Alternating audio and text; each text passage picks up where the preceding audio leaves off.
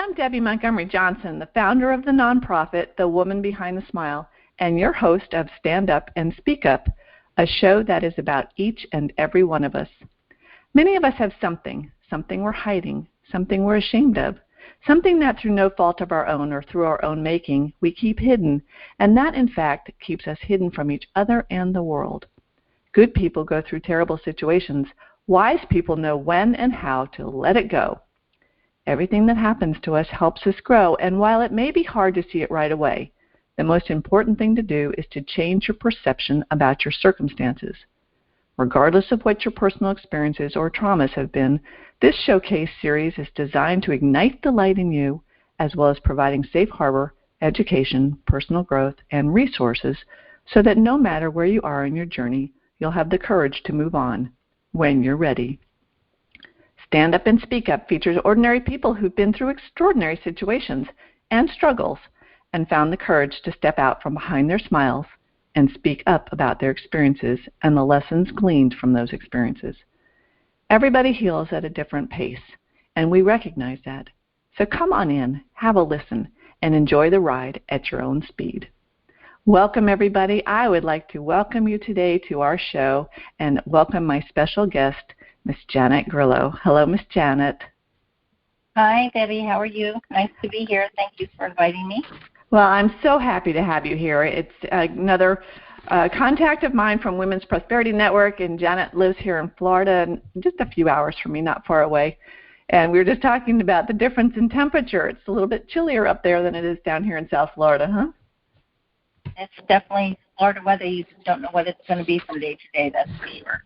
Well, it's crazy, and we're all going through the remnants of, I guess, Tropical Storm Ada, whatever she is, and she's dumped a lot of water on South Florida. But the flowers are happy, so we're going to look for the positive today.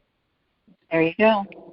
Well, I'd like to welcome you, and the way that you and I got connected was through Women's Prosperity Network, but also because of the book that you wrote, and we're going to talk extensively about your book. It's called God Promised Me Wings to Fly. There is Life After Suicide. But the book came as, you wrote the book as a, I want to say middle-aged. I shouldn't say that because we're not middle-aged anymore because we're living up to 100, so we're going to be, older. So what I like to do with Stand Up and Speak Up is kind of go back in time, back when we were young, and look at some things that might have happened in our life that have shaped us to be the women we are today. So let me just tell people who you are. I'm going to read your short bio, and then we're going to dive into who Miss Janet Grillo is. Sounds good. Okay, so at 52 years old, Janet Grillo's life shattered as she entered a world that she never knew. She was once an unsuspecting wife and mother who learned about her husband's secret life after he mysteriously died. To this day, she still questions whether his death was a suicide, assisted suicide, suggested suicide, or murder. Janet uncovered alleged Mafia ties and multiple affairs with other women, and after falling into a deep depression with suicidal thoughts, she came to the realization that she needed to save herself from despair and hopelessness. She recognized that she was not alone and desires to help others get through their pain. And that's when you wrote your book, God Promised Me Wings to Fly, and she uses it as a motivational speaker and encourages others to seek help to find their purpose in life, even when things seem hopeless. I love that description of you, and you're perfect for this show and for what we're going to talk about today. So thank you for being brave enough and having the courage to stand up and speak up and to tell your stories. Yes, that's exactly what I'm doing for sure. And I'm so appreciative of that. So let's go back in time. When you were a young girl, were you always courageous? Did you have that courage bone in you, or were you shy? And kind of tell me who you were as a child. Oh, who I was as a child. Well, I have 4 sisters, and so basically for me, I was a very shy person around other people, but not in my family. I always used to kid like for the football games in high school when they were in the huddle. I had such an inferiority complex that I thought that I know that they're in there talking about me. So no, I was not. I was not very outgoing at all. I'm not sure when I really found my courage. I think my greatest courage came when I started my own business, and then I had to go out there and talk to a lot of people. But certainly the greatest strength that I found was after the death of my husband. But as a child, no, I was very shy and really only talked to people if you talk to me. Well, I heard you talk one time, too, that you struggled a little bit in school. Yeah, matter of fact, it's funny because I asked God to write me letters, and I wrote letters back to him. And then one of the letters that he wrote to me was dated 2004. And he said, know that I've chosen you to do a special task for me, one I don't want you to take very lightly. One day you will write a book, and when that time comes, we will write it together. Through your words, we will have, you will bring many people to me. It'll be a great success for you, but a greater success for the lives that you've touched. And I will put the right people into your life to make it happen. Of which I replied to God, really, God? I was in Mr. Fox's remedial reading class in the 7th grade. Surely you could choose others to do something other than me. And he said, no, I chose you. So it's a calling that I have. So, no, I did struggle in school. I was a C student in school. Definitely was not a writer, that's for darn sure. Well, if I could have a future, I never would have seen author, motivational speaker, that's for sure. And it is interesting, though, that if you struggled as a child, I know one of my children had a hard time with reading when she was little, and we had extra training and extra classes and extra tutorials and all that, and honestly, now she's the best student and the best reader of all the kids because she had to put a little work into it, and she acknowledges that was. Yeah. It's embarrassing at first when you're young, but that's true about all of us. When we've struggled with something, we've had to work harder to overcome it, and then we're stronger at it.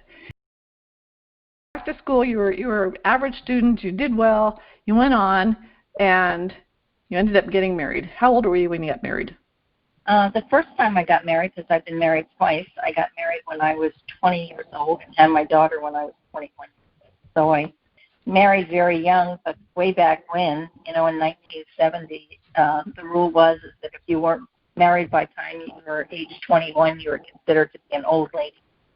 So marriage was always on the minds of all the people because you definitely didn't want to be called an old lady. The door on that. And then that marriage lasted 15 years. You said that lasted 15 years? It lasted 15 years, yeah. 15 years. That is young. When I was 25, I was getting married, but I had gone into the Air Force. And at that point, they're not going to call me an old lady as I was going into the Air Force. Right, exactly. But you get that feeling from people, from family, right? You get the feeling from family like you better get married. Yeah, and the problem is, and one of the reasons why the marriage didn't last is because we were just too young.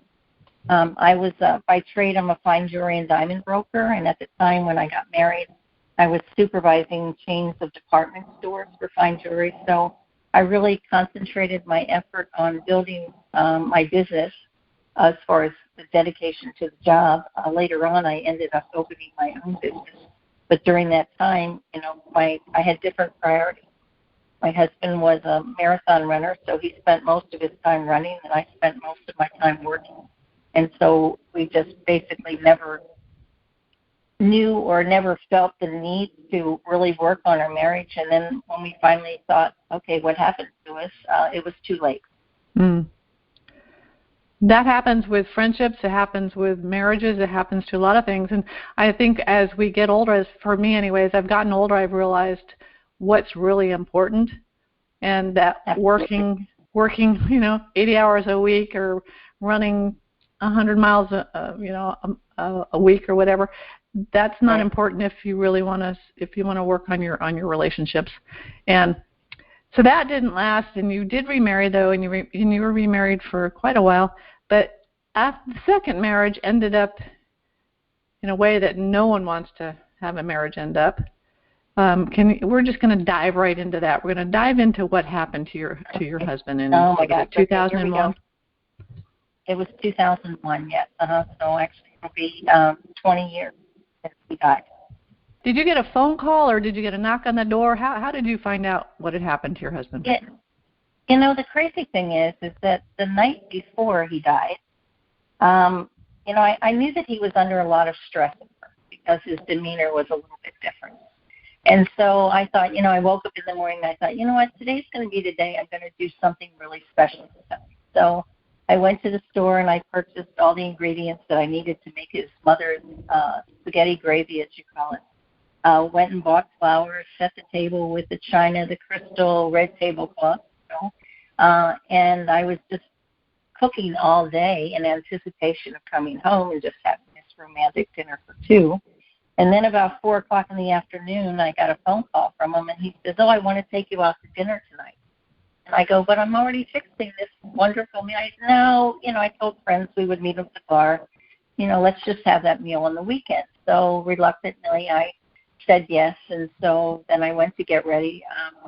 And so when I was getting ready, he walked in the door, and he was really kind of taken back by all the preparation that I had done. And he felt a little bit bad, but we still went out and we, had a really nice dinner and everything. And then the next day he got up earlier than usual to go to work. And so I questioned him why he was leaving so early, and also questioned him why he was wearing such old clothes to work, because I had never seen him dressed so poorly. That particular night we were scheduled to meet a friend that lived in Delaware, moved to Florida, and then he came back to sign contracts with the sales company. And then what happened is we got to the restaurant. Our friend's name is Joe. Joe and I had arrived at the restaurant, and we waited for Tony to arrive, and he didn't. So I called the concierge in my building, and I asked him if he had heard from him, and so he hadn't. But he said a detective was in earlier in the day looking for me and asked me to tell you to come home, and then he would meet you there. So I thought, crazy detective, what does the detective want from me? So my son-in-law was a K-9 police officer, and so I called him immediately, and he didn't answer. I called my daughter, and she didn't answer either. And so I rushed home, and I went into my office because it had a clear view of the parking lot, waited for more than an hour for them to arrive. And so my son-in-law arrived in his police uniform with a man in a suit, and they took me upstairs into my condo and sat on the sofa. The detective confirmed who my husband was, his name, and I thought, well, that's strange, because my son-in-law knew that, and where he worked. And he said, I'm here to tell you, he said, I'm sorry to tell you, but your husband had an accident and he's dead. And I go, what do you mean he's dead? He said, no. And I thought the roads were a little bit icy. Maybe he had a car accident or something. And then I said, well, how did he die? And he took my hand, and he said he committed suicide at 1 o'clock this afternoon. And I said, that can't be right. He hates guns. He shot himself. I said, well, how did he die? And he said, a gunshot wound to the head. And at that point, I just screamed in disbelief, and I turned to my son-in-law and said, could this be true? And he said, yes, it's true. And so I just couldn't believe it. My daughter didn't know what was going on. My son-in-law simply called her and said that Tony had had an accident. He was sending a police car for her and my granddaughter, who was just 6 months old at the time. So that was kind of like the beginning of, I didn't even know what it was the beginning of. It was certainly the end of a relationship, and I just was beside myself. I actually went into a state of shock. I tell you, I'm sitting here with this stupor of thought just because it takes me back to April 8th, 2010, when I got the phone call from my son that my husband had passed away, and it was sudden. And it wasn't by suicide. He had had a heart attack, but the same feelings of maybe disbelief, or I went into what I call suspended animation. Just life just took over, and right. you go into autopilot. And I know I became the fixer. I wanted to make sure that everything was taken care of, except for myself. Right. So yeah, it's a tough place to be. You don't know what to do. I mean, I just collapsed on the sofa, and shortly afterwards my daughter came in, and my son-in-law took her aside and told her what happened, and she was just beside herself. And then throughout the evening, more family members came, but one of my husband's brothers came in, sat down in a chair, clapped his hands, and said, that's it, it's over, he's dead, what's next? And I go, what the heck, And so later on, I started finding out things about my husband that were just crazy. as far as that's concerned.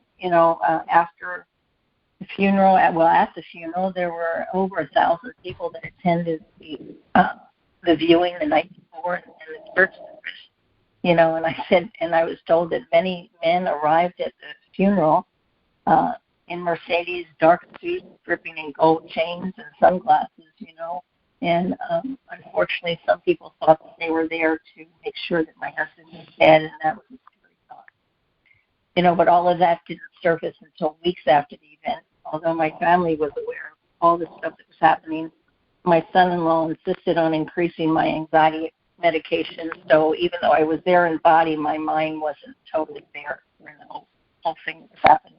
So you were really, before he died, I was listening to one of your podcasts, and you had said that you'd had a really nice life, that you had the home and the jewels and the cars and all this. But when I'm looking at it, from this side, it's like you were definitely that woman behind the smile. Yeah, right? I guess I was. I didn't realize that at this moment. Yeah. I think we all are at some point, but you were living that life. And then after he passed away, same thing maybe? Were you trying to put on that strong smile or that strong persona for a while to keep things going? And when did that fall apart? Actually, it fell apart immediately. Because, I didn't find out about the alleged Mafia connections until later on. His family of 55 members walked away from me after the last shovel of dirt was finished, right? And that was kind of bad because, I needed my family and I considered them to be my family, but they walked away. And then it was like a conspiracy almost. Investigations led me to petrified situations.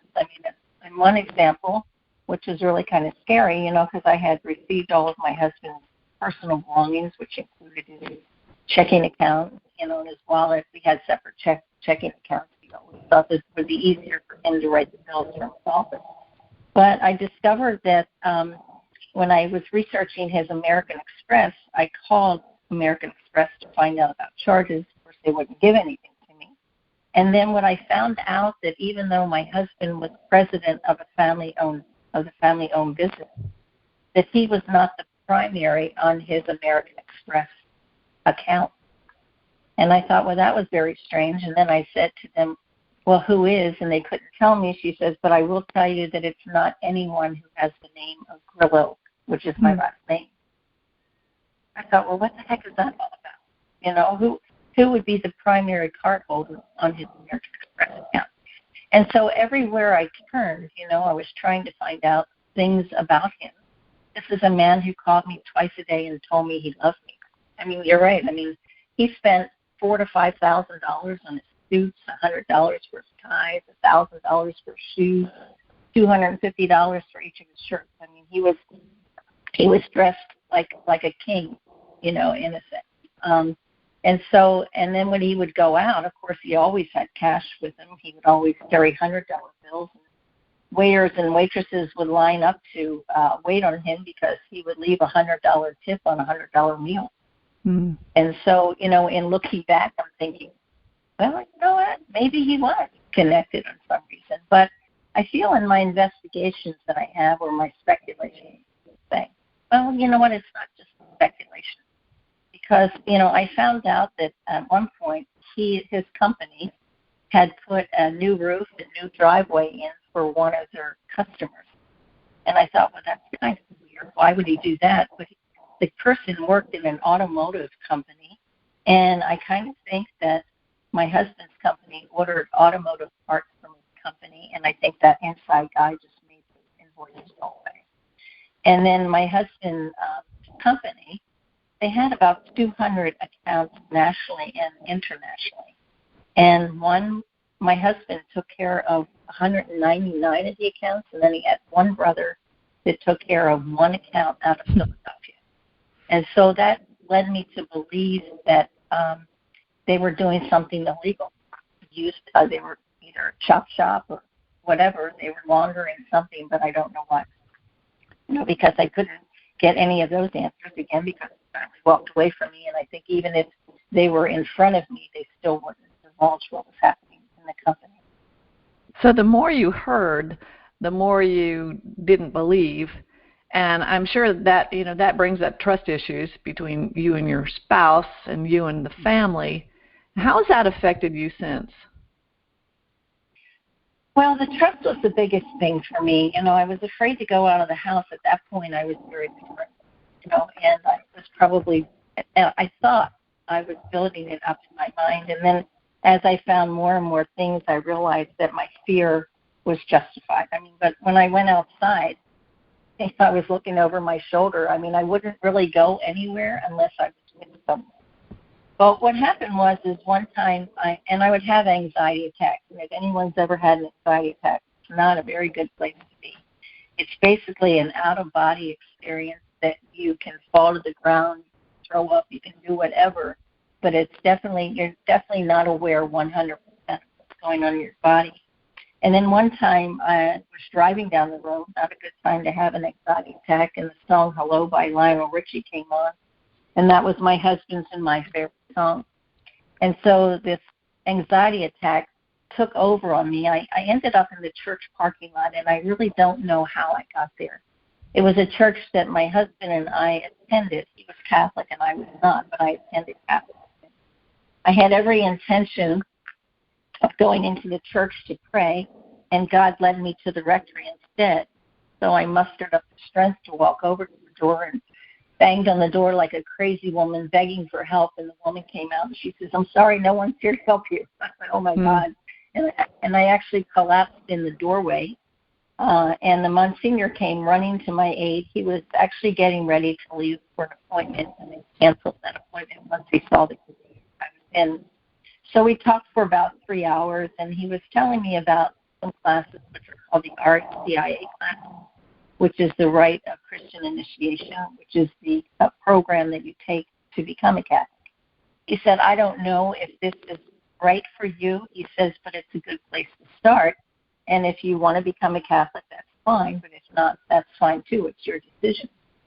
So I went into the classroom. There were about a dozen people in the classroom. Some of them were broken, like me, but there were several other people that had already experienced God's amazing powers. They were telling me about these wondrous things that had happened in their life, and I went, "I need some of that." And so basically at the RCIA class, that was my safe place. That's where I found trust. That's where I found love, and that's where I found hope. So it was a group. You had tried to do it on your own, and you didn't have help from his family. And I was looking at I was reading your book, and I got to your part here, and I truly believe this is why we go through things in life. And it says, "There's no way in hell that God would make me go through so much pain without having something wonderful on the other side." And then you say that your goal is to help people heal and to make a difference in their lives so they in turn can help others who may be hurting. And to further that, it's like people tend to listen to a credible witness who has survived with hope, knowing that we share a similar pain. I totally agree with that. Yeah. So, well, and that was one of the things for me too. Is when I did venture out, one of the things that I hated the most, someone would grab my arm and say, "I know how you feel," and I said, "Well, you have no idea how I feel." Yeah. And I pray to God that you never do know how you feel. So it's really kind of crazy because I had gone to a place for a massage that I had never been to before, and so I was reluctant to talk about my life, basically, but the massage therapist kept asking me questions. So by the time I finished the massage, she knew that my husband had committed suicide. So she gave me a business card, and she said, "You should call this." But I took the business card home and threw it in a decorative box on my kitchen counter, and with no thought of revisiting it whatsoever.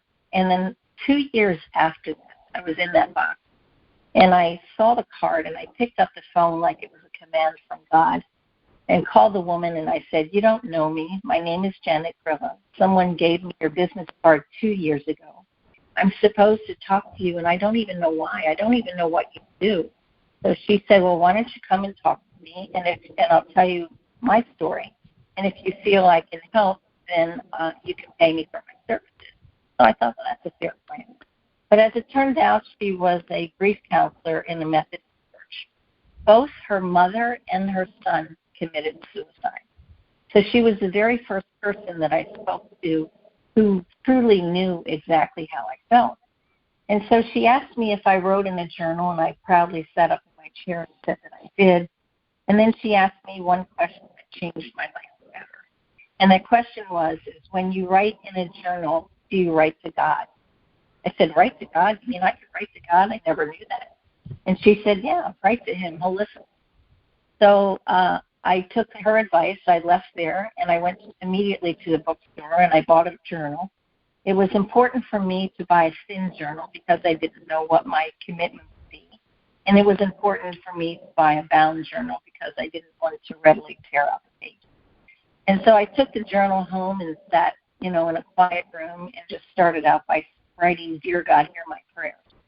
And everything started to come out of me. My handwriting was probably an inch in size because I had so much anger in my body. Matter of fact, I had so much anger in my body that it was destroying me. But I ended up becoming a Catholic and ended up sitting in perpetual adoration in a chapel at our church. So every Thursday from 11 to 12, I would sit there. And I purchased a second journal to write into just at adoration. So after months of writing, Dear God, hear my prayers to God, I'm sitting there in front of the Blessed Sacrament, and I thought, I wonder what God would say if he said something to me. So I turned to the back of my journal, and I wrote on the top, Dear Janet, and signed it, Love God. I say, empty lines waited patiently while I waited anxiously to see if it was crazy or profound. And about after a half an hour, my hands started to move. And I truly wasn't aware of what I was writing. And so what I did is the letters that I wrote to God are very important to me, but more important are the letters that God writes to me, just as I mentioned in the first letter, one of the first letters that he had written to me. So, and the nice thing about the letters from God is they're not time-sensitive. So a letter that God wrote to me, 10 or 15 years ago, I could read it today, and it's like he wrote it to me yesterday, which is kind of cool. It's very comforting and gives you confidence, gives you hope to know that you have someone that's watching you, that you're not in this world alone, that someone's got your back. Well, the greatest thing about that is, we each can receive personal revelation, and that's exactly what it was happening, is God was talking directly to you and answering your prayers, even if you weren't asking them. And I love that, and I love the journaling part. That's been a big part of my life. But you said something earlier. We're just going to go back because we will talk about journaling and how you've taken this. Okay. But you talked about the reason that you ended up in some of those places was because of the anger. And you wrote in your book here that Buddha said, holding on to anger is like drinking poison and expecting the other person to die. And that's exactly it is so true. I've seen it in my life with, people that hold grudges, and they're usually holding the grudge, and the person they have a grudge against doesn't even know they're holding on to it, that they even have it. But I remember after Lou died, and there were times at night, I kept so busy. Life was busy.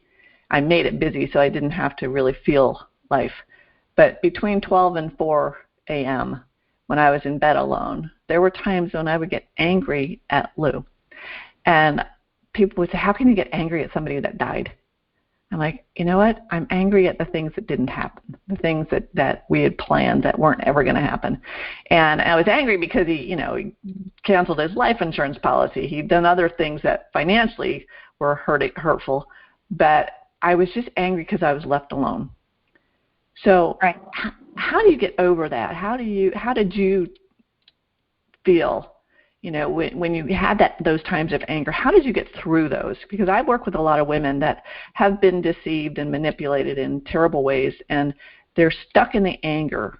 So how were you able to move out of that anger stage? Well, it was like every step that I took, was just one more anger, one more anger, one more. I ended up after, I got through a lot of things that during itself about his family and stealing insurance policies from me, or trying to steal insurance policies from me, attorney fees of over $100,000.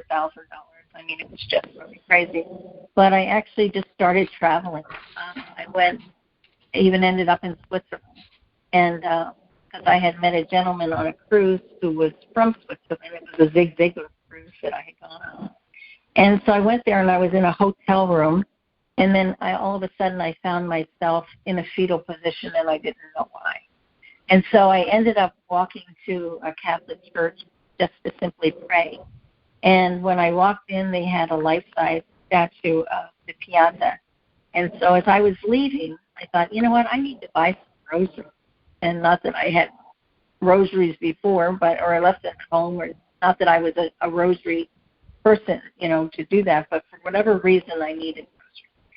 And so as I walked out the door, there was a young nun that was standing at the door who didn't speak English or broken English in her best, thing, but I just said rosaries, door, just trying to relate to what I needed. And she said, you need to talk to someone. But so she knew that there was an English-speaking priest in the rectory, but he wasn't there. Matter of fact, regarding the rosaries, she ended up giving me the rosaries off of her stash. And I said I couldn't take them, but she insisted on it. And that's one of the most prized possessions I had. But the thing in talking, the priest called me at 11 o'clock at night, and we talked for 3 hours. And the thing that he made me understand about forgiveness, when you forgive someone, it's basically for us. It's not for the other person. And when you forgive someone, you're not forgiving, you're forgiving the person, but you're not forgiving. And so at that say that again. I lost that part. Say that again. When you forgive someone, you're forgiving that person, but you're not necessarily forgiving the act. Absolutely. The act of all the betrayals that my husband said to me, the fact that he lived a secret life. One of the things that angers me is that, I wish I knew the person who I was married to, 18 years later, I feel like my life was robbed from years. But it was part of God's plan, because I have to understand that I met my husband at a time in a restaurant where I was supposed to meet 3 other people for dinner, and none of them showed. I went to the payphone because back in 1988 we didn't have cell phones, and I went to the payphone and I called all 3 people, and no one answered the phone, so I just assumed that they were all on their way. And so I was sitting at the bar, about 50 seats in the bar, and then when I went back to the bar after making the phone calls, one person came in the bar and sat in the exact same seat that I was sitting in. And I thought that was very strange, so many seats at the bar. And I ended up sitting halfway between that person and my husband to be, and it turned out, and we just kind of started talking. And so I look at it like all of those things that were put in place, it's nothing that I could have done myself. If one person had answered the phone, we wouldn't be having this conversation today. But the interesting part is that my husband had to die in order for me to go through the pain and suffering, to kind of like figuratively step outside of my body to view my life without judgment or emotion, and realize that I had to go through this pain to walk through this so that I can truly recognize other people's pain so I can help them get through it, and then they in turn will help other people. So a question, I've had this asked me before. If you could reel back time, would you change anything that's happened? I would not. Okay. And I'll tell you the reason for that is because right now I'm making great strides. My book, God Promised Me Wings to Fly, This Life After Suicide, was picked up by Morgan James Publishing Company. Matter of fact, they gave me 2 contracts, one for this book and one for my new book, which will be called My Victory Journal. My book that I'm writing right now, the God Promised Me Wings to Fly, I'm rewriting that book in first person. And I have to tell you, writing in first person is very challenging because it's putting me right back into the scene, the day, the hour, and the minute of the things that are happening. So it's even very difficult for me to go through. The book is going to be renamed with a new subtitle. So it's going to be God Promised Me Wings to Fly, Life for Survivors After. So now when you look at the book, you will know exactly what it is. It's going to be healing. And then I've had the opportunity to reach out to a lot of people through LinkedIn And basically when I'm contacting them, I'm contacting people that I know that when we work together, we can have a stronger voice. So even just going into LinkedIn to find people that are associated with suicide, so I put in people suicide LinkedIn, and I found that there were 187,000 connections. Wow. So as I'm moving forward, I realized that it's going to give me a great opportunity to touch people all over the world.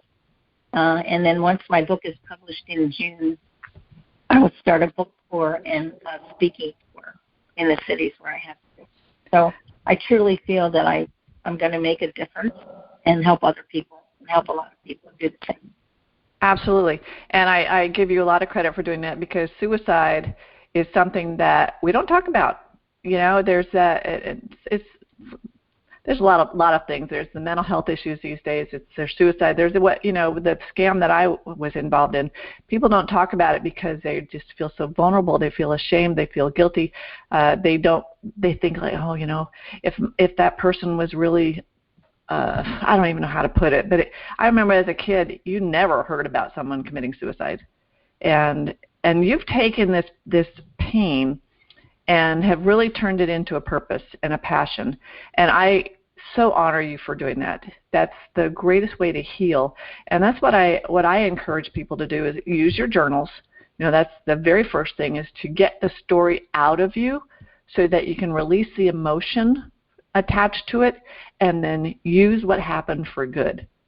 And you're doing that in a great way, and I encourage you to keep going and to keep talking about it. And the special mission, and I heard you talk about this morning on a podcast with Nancy Matthews, was that you've turned this into a mission for veterans and your connection with the veterans. And, of course, yesterday was Veterans Day, and I was an Air Force veteran. I have 10 family members that are in the military, and I have just this great, connection. When I heard that, I'm like, oh my gosh, that is her mission. So can you explain to everybody what you're doing with the veterans and how that plays into your mission and getting on with life after suicide? Well, it's interesting, that part of my story, because when I ended up self-publishing my book, I worked with a marketing company out of Philadelphia, and then a few years after I published it, I had the opportunity to go to New York for a national publicity summit. And at the summit, I had the opportunity to meet a woman by the name of Tammy Devine. And Tammy owns Crown City News in Sacramento. And so in talking with Tammy, he asked me about what bothered me. And I said, I don't know, the crazy thing that bothers me, and I don't know why, but I often wondered, how can you have two people that would come home from war, both of them have the same injuries, and maybe they both lost their legs? What's the difference between one strapping on prosthetic legs and running a marathon, and the other becoming a martyr, an alcoholic, a drug addict, and eventually committing suicide? And I truly believe the difference is God, having God in their life, knowing that person is there for a special reason. So in talking with her, we decided that I was going to interview veterans and tell their stories. In one case, I interviewed someone who had attempted suicide 3 times and then chose life instead. Today, he's actually a motivational speaker. He even found himself homeless, living in a box under a bridge, so sometimes when he talks, he'll bring a box with him, to show people. Another person that I interviewed was a woman that's called a Gold Star mom, and her son committed suicide. She connected me with a man by the name of Howard Perry, was from the Chicago area, and Howard's son committed suicide. And Howard started a display of 660 flags. And the reason for that is, on average, there's 22 American veterans that commit suicide every day, 660 a month, and more than 7,000 a year. So in talking with her, I was telling my sister about the interview, and she said, I've seen a collection of flags, but I never knew what they meant. So I thought, I'm going to design a flag that when someone sees it, they'll know exactly what it is, what it means. And so I designed a flag using the American flag as the base. There's still the 50 stars on the flag, but 30 of the stars I've taken, and I've changed the color from turquoise and purple accent because the colors for suicide prevention are turquoise and purple. And then I added 2 bands of turquoise in there, and in the center of it I said, stop 22 veteran suicides a day. So the 30 stars and the flag times 22 equals the 660 lives that are lost. Well, so as a result... I don't need to interrupt, but I'm looking at the flag. I want people to go to veteranssuicideawareness.org and look at the flag. It is stunning. And it's my heart goes out because, I mean, I see my boys and their wives and, you know, the folks that I've spent a lot of time with, and they're so positive and so patriotic. And then I see the guys that are, you know, in veterans hospitals or veterans homes that have been through the tragedy and have lost. And then I see guys on the street, and it's sad. I mean, I've spent 8 years in the Air Force. I have this patriotic bone running through me, and I'm just, you know, we're so self-sufficient, so proud, so willing to put our lives on the line for other people, and then come home, and especially during the Vietnam War. And actually, no, today, you know, guys are coming home today and not feeling the encouragement from America in many ways. In many ways not. I mean, there's both sides of the story. But like you said, there are the guys that make something of it, and then the guys that wallow, that's not a nice word, but actually, you know, feel their pain and then don't want to do anything about it. But suicide is not an option. Right? No, it's not an option. And the thing of it is that with the veterans, you know, I'm hoping, even though my book will be Life for Survivors After Suicide, I'm hoping that people will read it, even if they're contemplating suicide, even if they're depressed, only because they're going to have a better understanding, like a raw encountering of what their family's going to go through after, if they decide to take their life. And it's not a fun place to be. Some people, like myself, are finding purpose. I mean, one of my goals is to have my flag flown beneath every American flag at every government station in the United States. And in order to do that, my goal is to get the community involved. So there would be a certain business that would fund the flag for that particular location. And then the other thing is that I have plans to take my flag to the President of the United States. There is a program that was created called Grieving, which basically means President's Roadmap to Empower Veterans and End the National Tragedy of Suicide. About 9 months ago, President Trump reached out, and they were looking for something to be the face of the Prevent program. So my goal, and everything went to the wayside because of the pandemic, but my goal is to revisit that for whatever president, you know, is in the White House, for sure. If it's Joe Biden, that's a good thing for me because I actually grew up 5 houses away from Joe Biden's family. So having the President of the United States know me is probably a good thing. So, but what I'll do is I'll wait until my book is published, and then once it's published, I'll send the book and the flag to the White House and see if I can, you know. Absolutely. And we'll do what we can to connect you with people that are in, you know, the VA, or I actually have a friend out in Arizona, and her son committed suicide, and for years could never talk about it. She's very well known in the financial industry, and I would really love to have her, you know, get her connected with you in this particular thing, because it's sad. I mean, our young men and women that have served in the military, they deserve our support, and they shouldn't feel like they're alone. And I really give you so much credit for taking what you're doing. And this, I mean, I'm looking at the flag, and it's stunning. And I wish you the greatest success with that and the book.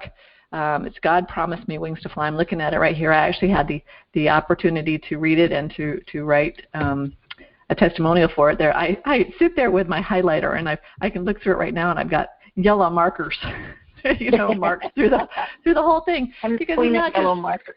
Yeah, it's not just suicide. I mean, I'm looking at it from my point of view too. After Lou died, and then being scammed, there are many things here that you talk about that are applicable to life's tragedies in general. not just in suicide, but particularly for suicide, because it's not talked about.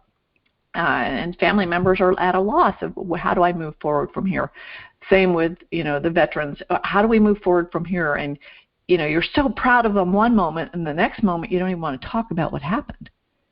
And right, exactly. That's a tough place, as a mother, as an aunt, that's a tough place to be in. So I'm going to really, we're going to transition just for a moment. I've got Dr. Tim McGuiness, and Tim is the founder of SCARS, which is a Society of Citizens Against Relationship Scams. Tim is actually a Navy veteran. And Tim, let me take you off a mute. I like to keep him muted. Tim, welcome to our Stand Up and Speak Up today. Thank you. Good morning, Debbie. Good morning. Thanks for being here, Tim. Tim, this is Janet. Janet, this is Tim. Tim, we'd like to welcome you into this discussion a little bit about the veterans and about suicide and how that affects not necessarily the veterans, but in our area of expertise, in our nonprofit, we've had some experience with suicide. So can you just address us a little bit about, how we get past that, and that maybe as family members, how we can support them?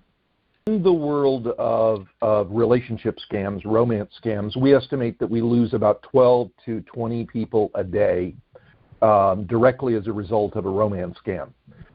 You yourself, Debbie, know exactly how profoundly traumatizing the experience can be.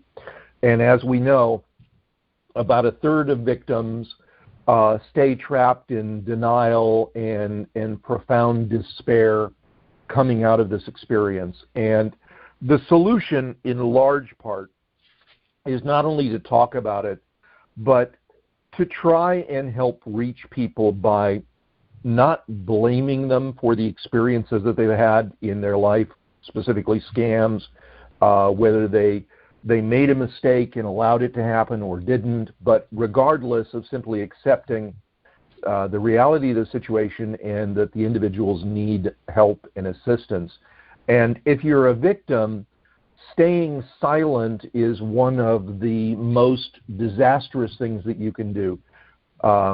As you know, Debbie, by beginning to talk about the experience, as you said, Janet, just writing it down can be a profound cathartic release that can help you get through that moment of complete despair or feeling of isolation and aloneness that can contribute to suicide.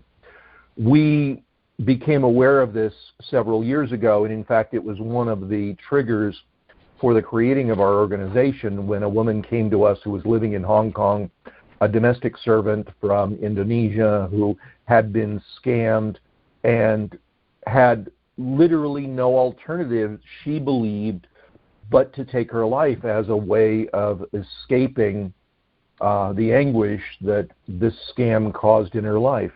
And we reach a number of people literally every week, sometimes every day, who are in that moment when they're desperate for help and any guidance that they can, and we do our very best not only to give them the information that they need, but also to provide them with the hotline numbers, either here in the United States for the Suicide Lifeline, or in their own countries, because we have an exhaustive catalog of crisis support numbers and organizations in virtually every country in the world that we supply to the public through our volunteers, etc.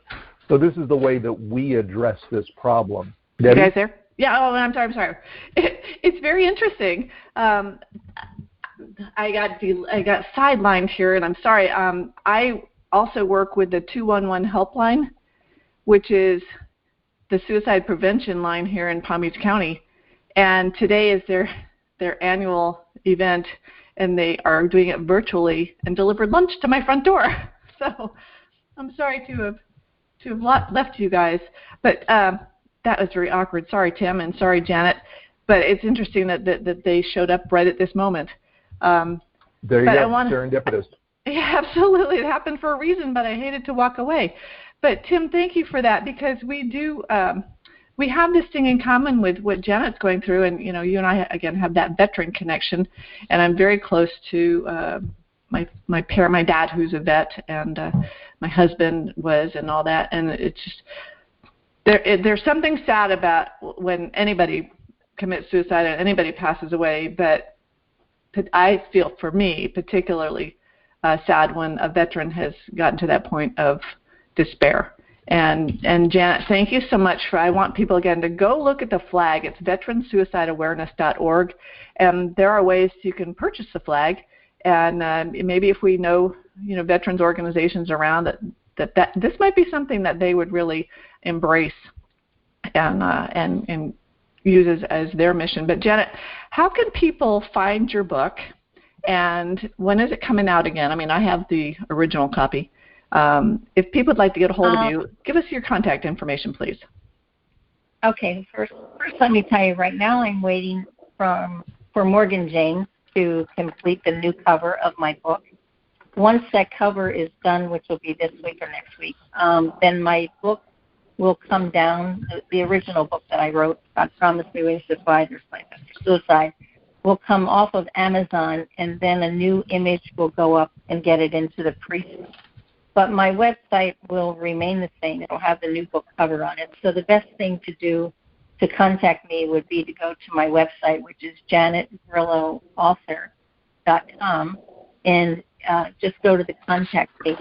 If people can send me their, and it'll ask you to give me your email address, then I will put it into the database, and we'll contact them when the book is available. Also, too, is if they want to talk to me, I'm available to talk to. Write that in the message as far as doing that concern, or I can give you my phone number now. I don't know if you want me to do that. Go ahead, and I'll put it on our YouTube video. Okay. So anyone can reach me on my cell, which is area code 302-545-8115. Okay. And reach out to me. If someone wants to talk, someone wants me to do a motivational talk. As I'm making my list through the LinkedIn, I'm keeping track of all the cities in the state. So I have a plan in place to do those motivational talks in all the cities where I am, but I'm just getting organized with that now, for sure. Well, it's Janet Grillo, Grillo, is my last name. Janet Grillo, and it's janetgrilloauthor.com. You can find her on Facebook and also LinkedIn. We'll post her phone number if you'd like to get a hold of her. But her book is called God Promised Me Wings to Fly, and the old one, the subtitle is There Is Life After Suicide. And actually, I love the little girl that's on the front that's got her arms out like she's flying. Right. It's a lovely cover, and there's so much in it that is applicable to each and every one of us, regardless of what has happened in our lives. Not just for those that are that have been a family member to someone that's committed suicide, but it's about grief. It's about hope. It's about writing letters to God. It's about writing in your journal. It's about having that confirmation that you're not alone. And I really appreciate you being here, Janet, and for what you're doing. And your mission with the veterans and mission on suicide awareness is just incredible. And that's, like I said, I was just had lunch delivered from the 211 Helpline organization here in Palm Beach County, and they're affiliated with the National Suicide Prevention Helpline. It's a big deal and something that needs to be talked about. And I'm really grateful that you've got the courage and you're standing up and taking what happened in your past and making it your present and your purpose for the future. Thank you so much for what you're doing. Yeah, absolutely. I'm very grateful that God has chosen me to do a special task. Like I said, I'm not going to take it lightly, and I'll help people along the way. That's a beautiful thing. I love the expression that many are called, few are chosen. And it's the few that are chosen that have gone through some of the most difficult hardships in life and have come up from the bottom, risen up, standing up, speaking up, and making good out of what has happened in their life. So thank you so much for being part of that club. I appreciate you. Thank you. It's a great place to be. Thank you. And thank you, Dr. Tim, for being with us again. And I apologize for stepping out for a moment. But The Society of Citizens Against Relationship Scams is an organization that is dear to my heart. It is something that is helping women and men that have been taken by scam around the world. It is a huge issue, and we're here today to stand up and speak up. We're dedicated to encouraging you to remove that mask of embarrassment and to being your best self. And whatever has happened in your life, you can get over it if you just believe that you're not alone. So if you or any of you have been victim to fraud or scam, report it to anyscam.com and ic3.gov. Please join me and stand up and speak up. Go to my website, The Woman Behind the Smile. Join our Facebook group. Follow us on YouTube. Whatever you can, please support this organization that is going to be out there helping victims of scam, and Janet's organization that is helping veterans and preventing suicide, or helping families of those that have committed suicide.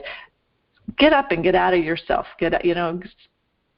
I'm going a little extemporaneous today. I'm just feeling the importance of service to others will get you out of your blue funk. And so this episode today, Back to the Script, is sponsored by BenfoComplete.com, a vitamin supplement company that supports happy and healthy hands and feet for those with neuropathy.